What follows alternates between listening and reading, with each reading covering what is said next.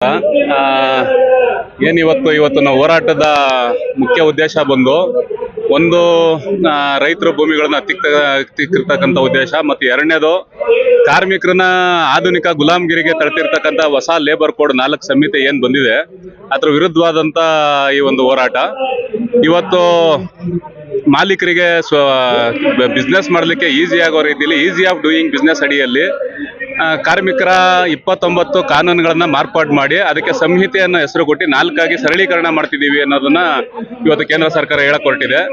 ಅದನ್ನ ಹಲವಾರು ಮೀಡಿಯಾಗಳಲ್ಲೂ ಸುಧಾ ಇದು ಕಾರ್ಮಿಕರಿಗೆ ಬಂಪರ್ ಕೊಡುಗೆ ಅಂತ ತಪ್ಪು ಮಾಹಿತಿಗಳ ಸಂದೇಶ ರವಾನೆ ಆಗ್ತಾ ಇದೆ. ಆದ್ರೆ ಇಲ್ಲಿ ಕಾರ್ಮಿಕರಿಗೆ ಇದು ಮುಂದಿನ ದಿನಗಳಲ್ಲಿ ಮಾರಣ ಹೋಮ ಆಗುವಂತ ಪರಿಸ್ಥಿತಿ ನಿರ್ಮಾಣ ಆಗ್ತದೆ ಈ ಕಾನೂನುಗಳಿಂದ. ಕಾರ್ಮಿಕರಿಗೆ ಈ ಲೇಬರ್ ಕೋಡ್ ಇಂದ 4 ಏನು ಲೇಬರ್ ಕೋಡ್ ಮಾರ್ಪಾಟಾಗಿ ಸರಳೀಕರಣ ಅನ್ನೋ ಹೆಸರಲ್ಲಿ ಬಂದಿದೆ. ಇದು ಮುಂದಿನ ದಿನಗಳಲ್ಲಿ ಮುಂದಿನ ಪೀಳಿಗೆ ಹುಡುಗರುಗಳಿಗೆ ಕಾಯಂ ಕೆಲಸನೇ ಇಲ್ಲದೆ ಇರುವಂತ ವಾತಾವರಣ ನಿರ್ಮಾಣ ಆಗ್ತದೆ ಇದರಿಂದ. ಮತ್ತೆ ಈಗಾಗ್ಲೇನೆ ಈಗ ಇರುವಂತ ಪ್ರಸ್ತುತ ಕಾನೂನುಗಳು ಇಷ್ಟೆಲ್ಲ ಕಾನೂನು ಇದ್ರೂ ಸುಧಾ ಇವತ್ತು ಕಾರ್ಮಿಕರುಗಳಿಗೆ ನ್ಯಾಯ ಸಿಗದೆ ಇರೋಂತ ಪರಿಸ್ಥಿತಿಗಳು, ಇವತ್ತು ಅನೇಕ ಹೋರಾಟಗಳಲ್ಲಿ ಕಾರ್ಮಿಕರಿಗೆ ಹಿನ್ನಡೆ ಆಗಿರ್ತಕ್ಕಂಥ ವಿಚಾರಗಳು, ಮಾಲೀಕರು ದೌರ್ಜನ್ಯಗಳಿಗೆ ಸಿಲುಕಿ ಅವರ ಭವಿಷ್ಯಗಳನ್ನ ಹಾಳಾಗಿರುವಂತ ಉದಾಹರಣೆಗಳು ಈಗ ಆಲ್ರೆಡಿ ಈಗಿರೋ ಕಾನೂನುಗಳೇ ಇದೆ. ಇನ್ನು ಬಿಸ್ನೆಸ್ಗಳು ಬರ್ಲಿ, ಹೊರ ದೇಶಗಳಿಂದ ಬಂಡವಾಳಗಳು ಬರ್ಲಿ ಅನ್ನೋ ಕಾರಣಗಳಿಗೋಸ್ಕರ ಕಾರ್ಮಿಕರನ್ನ ಗುಲಾಮಗಿರಿಗೆ ತಳ್ಬೋದು. ಈ ದೇಶದಲ್ಲಿ ನೀವು ಬಂದ್ರೆ ಆರಾಮಾಗಿ ಬಿಸ್ನೆಸ್ ಮಾಡ್ಬೋದು, ನೀವು ಹೇಳ್ದಂಗೆ ಕಾರ್ಮಿಕರು ಕೇಳ್ತಾರೆ ಅನ್ನೋ ಅರ್ಥವಾಗಿ ಕೂಡಿರ್ತಕ್ಕಂಥ ಈ 4 ಕೋಡ್ಗಳು ಇಲ್ಲಿ ಮುಂದಿನ ದಿನಗಳಲ್ಲಿ ಸಂಘಟನೆ ಕಟ್ಟಲಿಕ್ಕೆ ಕಷ್ಟ ಆಗುವಂತ ವಾತಾವರಣ. ಈಗ ಆಲ್ರೆಡಿ ಒಂದು ಅಂಶ ನಿಮ್ಗೆಲ್ಲ ಆಲ್ರೆಡಿ ತಿಳಿದಿರ್ಬೋದು. ಈಗ ಪ್ರಸ್ತುತ 100 ಜನಕ್ಕಿಂತ ಕಡಿಮೆ ಇರತಕ್ಕಂಥ ಫ್ಯಾಕ್ಟರಿ ಮಾತ್ರ ಮಾಲೀಕರು ಒಂದ್ ವೇಳೆ ಯಾವುದೇ ಸರ್ಕಾರದ ತಮ್ಮ ಅಧೀನಕ್ಕೆ ಬರ್ತಕ್ಕಂಥ ಸರ್ಕಾರದ ಪರ್ಮಿಷನ್ ಇಲ್ದೇನೆ ಕ್ಲೋಸ್ ಮಾಡಕ್ಕೆ ಒಂದು ಹಕ್ಕಿತ್ತು. ಈಗ ಅದನ್ನ 300 ಜನಕ್ಕಿಂತ ಕಡಿಮೆ ಇರುವಂತ ಕಾರ್ಖಾನೆಗಳನ್ನು ಸುಧಾ ಕ್ಲೋಸ್ ಮಾಡಬಹುದು ಅನ್ನೋ ಒಂದು ಅಂಶ ಈ ಒಂದು ಕೋಡ್ ಒಳಗಡೆ ಸೇರ್ಕೊಂಡಿದೆ. ನಮಗೆ ಇರತಕ್ಕಂತ ಮಾಹಿತಿ ಪ್ರಕಾರ ದೇಶದಲ್ಲಿ 80%ಗಿಂತ ಹೆಚ್ಚಿಗೆ ಕಾರ್ಖಾನೆಗಳು 300 ಜನಕ್ಕಿಂತ ಕಡಿಮೆ ಕೆಲಸ ಮಾಡೋದು. ಅದರ ಅರ್ಥ ಏನು, ಅಲ್ಲಿಗೆ ಯಾವುದೇ ಕಾರ್ಖಾನೆಗಳನ್ನ ನೀವು ನಿಮ್ಗೆ ಇಷ್ಟ ಬಂದಾಗ ಕ್ಲೋಸ್ ಮಾಡ್ಕೋಬಹುದು, ಆ ಕಾರ್ಮಿಕರನ್ನ ಬೀದಿಗೆ ತರಬಹುದು ಅನ್ನೋ ಒಂದು ಬಹಳ ಗಂಭೀರವಾದಂತ ಅಂಶ ಈ ಕೋಡ್ ಒಳಗಡೆ ಸೇರ್ಕೊಂಡಿದೆ ಅಂತ ಹೇಳಕ್ ಇಷ್ಟಪಡ್ತೀವಿ. ಹೀಗೆ ಇನ್ನು ಅನೇಕ ಕಾರ್ಮಿಕರಿಗೆ ತೊಂದರೆ ಆಗುವಂತದ್ದು ಮತ್ತೆ ಮುಂದಿನ ದಿನಗಳಲ್ಲಿ ಬಹಳ ಕಠಿಣವಾದಂತ ಅಂಶಗಳು ಈ ಕೋಡ್ ಒಳಗಡೆ ಇದೆ. ಹಾಗಾಗಿ ಕೋಡ್ನ ಪಡಿಲೇಬೇಕಂತ ನಾವು ಕೇಂದ್ರ ಸರ್ಕಾರಕ್ಕೆ ಒತ್ತಾಯ ಮಾಡ್ತೀವಿ. ಮತ್ತೆ ಈ ಕೋಡ್ನ ಯಾವುದೇ ಕಾರಣಕ್ಕೂ ರಾಜ್ಯದಲ್ಲಿ ತರಬಾರ್ದು ಅಂತ ರಾಜ್ಯ ಸರ್ಕಾರಕ್ಕೂ ಒತ್ತಡ ಮಾಡ್ತೀವಿ. ಇದು ಒಂದ್ ವೇಳೆ ಪಡಿಲಿಲ್ಲ ಅಂದ್ರೆ ಮುಂದಿನ ದಿನಗಳಲ್ಲಿ ಇದು ದೊಡ್ಡ ಮಟ್ಟದಲ್ಲಿ ಈ ಹೋರಾಟನ ನಾವು ಎತ್ಕೋತೀವಿ ಅಂತ ಹೇಳ್ತಾ, ಮತ್ತೆ ಯಾವುದೇ ಕಾರಣಕ್ಕೂ ಈ ಹೋರಾಟದಿಂದ ಹಿಂದೆ ಸರಿಯ ಮಾತಿಲ್ಲ ಅಂತ ಹೇಳಿಕ್ಕೆ ಇಷ್ಟಪಡ್ತೀನಿ. ಹೌದು, ದುಡಿಯೋ ಕೈಗೆ ಕೋಳ ಒಂದು ಬಂಧನ. ಕೋಳನ್ನು ಹಾಕಲ್ಲ, ಕೋಳ ಬಿಡ್ಬೇಕಲ್ಲ, ಯಾಕಂದ್ರೆ ನಾವು ಕೆಲಸ ಮಾಡಬೇಕು. ಜೀತ ಪದ್ಧತಿ ತರ ಹಳೆ ಏನು 100 ವರ್ಷದ ಹಿಂದಕ್ಕೆ ದೇಶನ ತಗೋಗುವಂತ ಪರಿಸ್ಥಿತಿ. ನಾಗೇಶ್ ರೆಡ್ಡಿ ಅಂತ, ಸರ್ಜಾಪುರ. ನಮ್ದು 2500 ಎಕರೆ ಏನು ಭೂಸ್ವಾಧೀನ KADB ಅವರು ಮಾಡ್ಕೊಂಡಿದ್ದಾರೆ.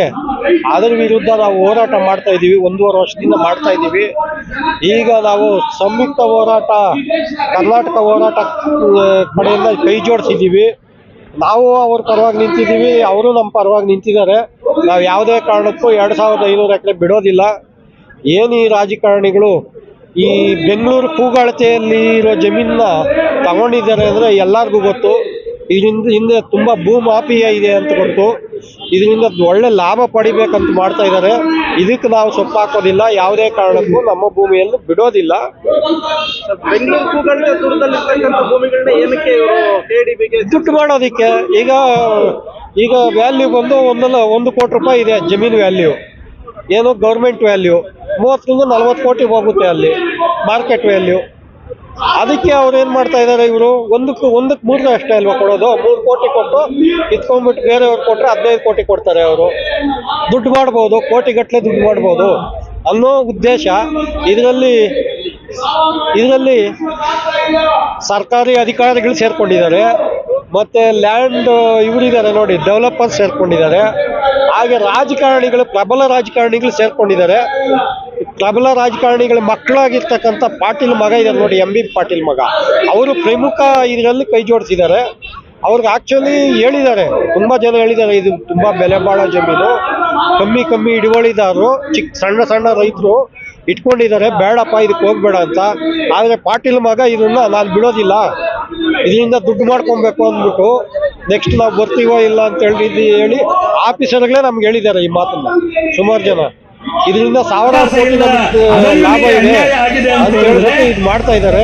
ಇದನ್ನ ಈ ಮೀಡಿಯಾ ಮುಖಾಂತರ ದೊಡ್ಡ ಮಟ್ಟದಲ್ಲಿ ತಿಳಿಸಿ ನೀವು ದಯವಿಟ್ಟು ಈ ಮಾಫಿಯಾದ ಇಲ್ಲಿಗೆ ಕೊನೆ ಮಾಡಬೇಕು. ದಯವಿಟ್ಟು ರೈತ ಭೂಮಿ ಏನಿದೆ ಹೋರಾಟವಾಗಿ ವಾಪಸ್ ಕೊಡಲೇಬೇಕು ನೀವು ದಯವಿಟ್ಟು ಭೂಮಿನ ಅಂತ ನಾವು ಹೇಳ್ತೀವಿ. ಆನೇಕಲ್ನಿಂದ ಬಂದಿದ್ದೀವಿ. ನಮ್ಮ ಹೆಸರು ನಾಗೇಶ್ ರೆಡ್ಡಿ ಅಂತ. ದಶೆ ಇಲ್ದಿರೋ ಸ್ಥಿತಿಯಲ್ಲಿ ಇವತ್ತು ಸರ್ಕಾರ ನಮ್ಮನ್ನು ಹಾಳು ಮಾಡಿದೆ. 2550 ಎಕರೆನ ಇವತ್ತು ಕಬಳಿಸ್ಕೊಂಡು ಅದು ಮಾಡ್ತೀನಿ, ಶಿಫ್ಟ್ ಸಿಟಿ ಮಾಡ್ತೀನಿ, ಯಾವ ಕ್ಲೀನ್ ಸಿಟಿ ಮಾಡ್ತೀನಿ, ಯಾವ ಸಿಟಿ ಮಾಡೋದಿಲ್ಲ ಅವರು. ಇರೋ ನಮ್ಮ 6 ಸಿಟಿಗಳು ಮಾಡಿದ್ದಾರೆ. ಅದರಲ್ಲಿ ಇವತ್ತು 50% ಯಾವುದು ಉದ್ಧಾರಕ್ಕಾಗಲಿಲ್ಲ. ಇವತ್ತು ನಾನು 100 ಎಕರೆ ಬೇಕಂತ ನನಗೆ 1000 ಎಕರೆ ಕೊಡ್ತಾನೆ. ಅದು 100 ಎಕರೆಯಲ್ಲಿ 900 ಎಕರೆ ಬಂದು ಏನೇ ಇರೋದಿಲ್ಲ. ನಾಳೆ ದಿವಸ ಇದು 1ರಿಂದ 100 ಪಟ್ಟು ಬೆಲೆ ಬರುತ್ತದೆ, ಆವಾಗ ಅವನು ಮಾರ್ಕೊಂತಾನೆ. ಇವತ್ತು ಇನ್ಫೋಸಿಸ್ 675 ಎಕರೆನ ಸರ್ಜಾಪುರ ಹೋಬಳಿಯಲ್ಲಿ 10 ವರ್ಷದ ಹಿಂದೆ ತಗೊಂಡು ಇವತ್ತು ಬಿಲ್ಡರ್ಸ್ ಆಗಿ ಅವನು ಇವತ್ತು ಬೇರೆಯವ್ರಿಗೆ ಮಾರಿ ಇವತ್ತು ಅಪಾರ್ಟ್ಮೆಂಟ್ ಎಬ್ಬಿಸ್ತಾ ಇದ್ದಾನೆ. ಇದಕ್ಕೆ ಯಾರು ಹೊಣೆ? ತಿರ್ಗಾ ಅವನೇ ಗೌರ್ಮೆಂಟ್ಗೆ ಹಾಕಿದ್ದಾನೆ, ನನಗೆ ಇನ್ನೂ 1000 ಎಕರೆ ಬೇಕು ಅಂತ. ಇದು ಯಾವ ನ್ಯಾಯ? ಇದನ್ನು ಕೇಳೋರಿಲ್ಲ. ಎಲ್ಲ ಇದರಲ್ಲಿ ಷೇರುದಾರ ಯಾರು? ನಮ್ಮ ರಾಜಕೀಯ ವ್ಯಕ್ತಿಗಳು. ಇವತ್ತು ಯಾವ ಬೆಟ್ಟದಲ್ಲಿ ಬೆಳೀತಾ ಇದ್ದಾರೆ ಅಂದ್ರೆ ಲಂಚಕೋರರು, ದರೋಡೆಕೋರರು ಎಲ್ಲರನ್ನೂ ಬಂದರು. ಇವತ್ತು ರಾಜಕಾರಣಿಗಳ ಹೊರತು ರೈತರಲ್ಲ. ಇದು 100% ಸತ್ಯ. ರೈತನು ಇವತ್ತು ಕೊಳಚೆ ನೀರು ಕುಡಿದು ಬದುಕ್ತಾ ಇದ್ದಾನೆ. ನಮ್ಮ ಆನೇಕಲ್ ತಾಲೂಕಲ್ಲಿ ಇವತ್ತು 6 ಕೈಗಾರಿಕೆಗಳಿಂದ ಬರ್ತಾ ಇರೋ ತ್ಯಾಜ್ಯ ನೀರನ್ನು ಇವತ್ತು ನಾವು ಕುಡಿತಾ ಇದ್ದೀವಿ, ಬದುಕ್ತಾ ಇದ್ದೀವಿ. ಇದನ್ನು ಯಾರಿಗೂ ಗಮನಿಸ್ತಾ ಇಲ್ಲ. ಕೇಂದ್ರ ಸರ್ಕಾರ ಇರ್ಬೋದು, ಇನ್ನೊಂದಿರ್ಬೋದು. ಮೊನ್ನೆ 500 ಕೋಟಿ ದಂಡ ಹಾಕಿದ್ರು NGO ಅವರು, ಆದ್ರೆ ಯಾವುದು ಪರಿಣಾಮ ಆಗಿಲ್ಲ. ಇವತ್ತು ಅದೇ ಕೆರೆ ನೀರು ಓಡ್ತಾ ಇದೆ, ಕುಡಿತಾ ಇದ್ದೀವಿ.